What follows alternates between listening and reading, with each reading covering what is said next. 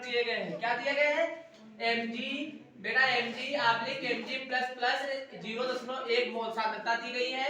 Copper plus plus बेटा 1 गुणा 10 की पावर माइनस 1 मोल दिया गया है। आब्लिक CuS सेल में EMF की गणना कीजिए। मानक बेटा क्या गया है? सेल का क्या निकालना है? सेल का विभव निकालना है। क्या निकालना है?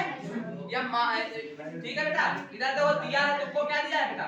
मानक अपचयन विभव दिए हैं दोनों से अर्ध सिलों के। क्या दिए हैं? दोनों सिलों के अर्ध बेटा दोनों सिलों के बेटा क्या दिए? मानक अपचयन विभव दिए हैं।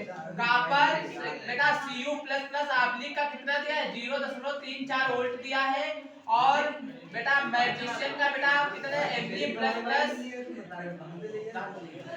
चेन विभव दिए गए हैं। ये देखो बेटा कॉपर का बेटा Cu++ आब्लिक Cu का दिया गया है 0.34 वोल्ट दिया गया है। और ये मैग्नीशियम का बेटा दिया गया -2.34 वोल्ट दिया गया है बेटा। अब इसमें बेटा देखना है एक चीज और निकालना है तुमको, क्या है? सेल का विभव निकालना है। क्या निकालना है बेटा? सेल का विभव दिया है। ये बेटा अर्ध समीकरण के मानक अपचयन विभव दिए गए हैं। अब इधर देखो बेटा, अब इस पे बेटा इससे हम नहीं पहचाने किस पे अपचयन हो रहा है, किस पे ऑक्सीकरण होता है। हम इस अर्ध समीकरण से पहचानेंगे किस पे अपचयन हो रहा है और किस पे ऑक्सीकरण हो रहा है। ठीक है, इससे हम इस अपचयन से नहीं पहचानते। इस पे बेटा देखो मैग्नीशियम पे क्या हो रहा है बेटा? इस पे क्या हो रहा है? इस अर्ध समीकरण पे क्या हो रहा है? ऑक्सीकरण हो रहा है। क्योंकि यहाँ पर मैग्नीशियम का परमाणु क्रमांक बेटा कितना होता है? 12 होता है। और यहाँ पर कितना हुआ? 10। तो इसमें इलेक्ट्रॉनों की क्या हो रही है बेटा? इसमें इलेक्ट्रॉनों की क्या हो रही है बेटा? कमी हो रही है। क्या हो रही है? कमी हो रही है। और जिस पे कमी होती है उस पे क्या होता है? ऑक्सीकरण होता है। बेटा इस पे क्या हो रहा है?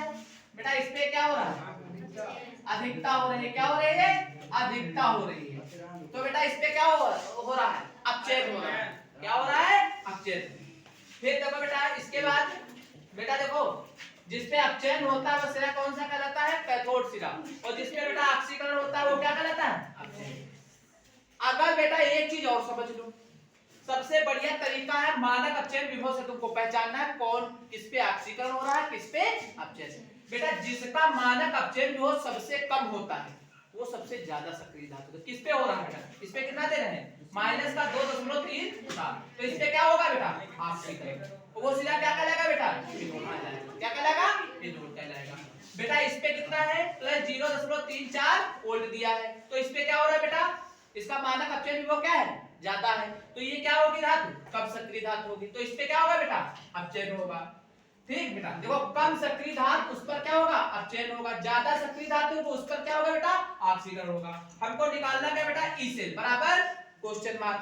n बराबर बेटा 2 रखे हैं। ये संयोजकता कितनी दी है? दोनों में +2। इसके बाद बेटा क्या होता है? ई नॉट सेल बराबर क्या होता है? E naught cathode minus E naught anode बराबर क्वेश्चन मार्क।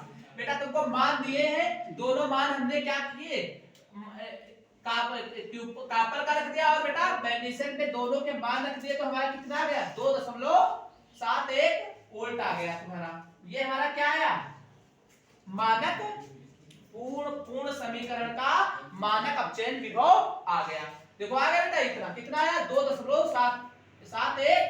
अब बेटा ये नेक्स्ट समीकरण है।